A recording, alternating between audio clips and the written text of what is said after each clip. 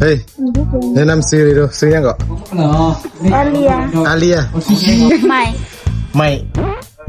กุ๊กใหม่อะไรพูดได้เดี๋ยวซื้อยังซื้อลียังพูดได้ซื้อยังซื้อหมี่ฮะซื้อหมี่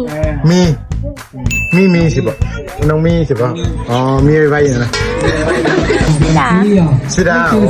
มาน้ำคอยหาเจ้าเขาก็หักเจ้าคือกันเด้อพาดผู้สาวมงเด้อพี่น้องเด้อ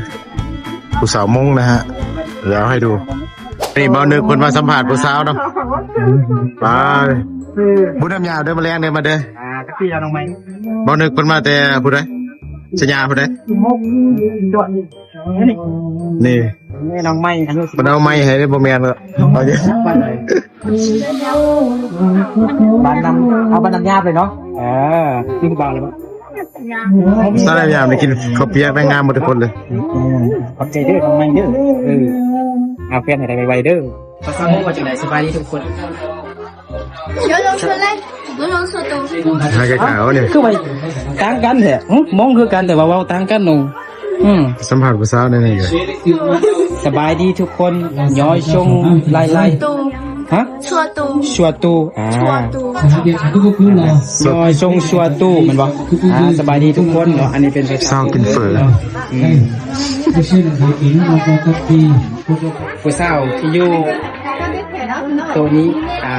บอลึกได้สัมผัสน้องเนี่ยกับน้องซีดาน้องอาลีกับน้องตอนนี้เป็นกำลังสัมผัสผู้สาวป้า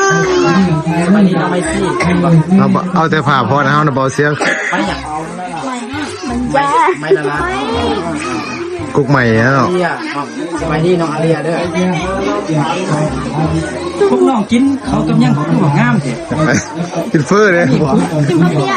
กินข้าวเปี๊ยกไอ้กินข้าวเปี๊ยกตลอดเดี๋ยวไปเสียเนี่ยเป็นงามเลยคือบ่รอเนี่ยอิ่วกับบดขาวพวกน้องนี่กินแบบนี้แต่พวกงามๆเลยน้องคือเขาปิดเพลงยังได้ยินเสียงเฮ้ยแนะนำซื้อเลยดูซื้อยังก่อนอาเลียห้องแห้งเด้อห้องคือเขาใส่ไม้ซื้อยังไงไม่กุ๊กใหม่อะไรพูดได้เดี๋ยวซื้อยังซื้อลียัง อาลียังอ๋อพูดได้ซื้อยังซื้อหมี่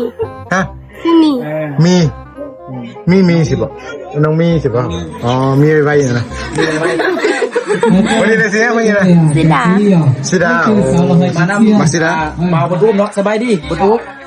สบายเลยโมเมนต์คนละเหนื่อยมาได้ก่อนสบายดีมาได้ก่อน